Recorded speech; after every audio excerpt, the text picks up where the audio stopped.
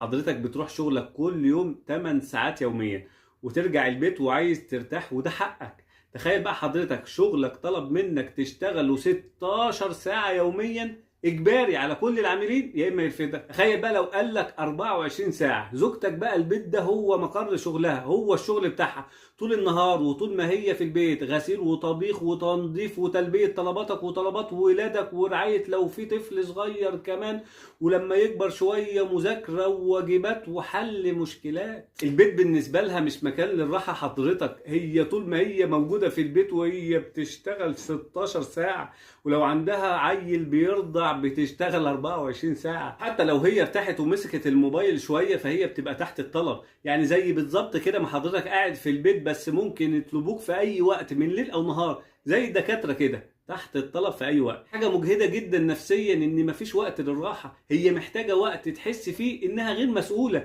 هي مش تحت الطلب. حتى لو خرجت بالاولاد بتكون مسؤوله عنهم. عشان كده حاول تخرجها مره في الشهر ساعه، مش هتخرب البيت يعني. لو الاولاد صغيرين وصعب تسيبهم عند حد، عارف لو ناموا بالليل ونزلت نص ساعه بس وشربتها عصير قصب، ولا جبت لها شوكولاته ولا ايس كريم ورجعتوا، دي حاجه هتبسطها قوي. طب بلاش، اخرجوا في البلكونه او اطلعوا سطح البيت في وقت يناسبكم، بس ما تقولهاش بقى اعملي لي ترمس الشاي وسندوتشات وفين الترمس واللب والسوداني لزوم القعده.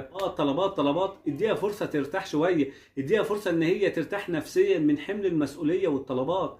عارف مشكلتك ان انت حاسس ان البيت ده مكان الراحه بالنسبه لك، وانها المسؤوله عن البيت، ازاي تسيبه وتنزل؟ طب وبعدين ما هي لازم ترتاح من الحمل شويه، هي مش كمبيوتر ممكن يشتغل 24 ساعه، ده حتى يا راجل الكمبيوتر بيهنج وبيحتاج يتعمل له ريستارت. فبالله عليك اعمل لها ريستارت كل شويه بدل ما تهنج وفي الاخر ترجع تقول لي هي بقت نكديه.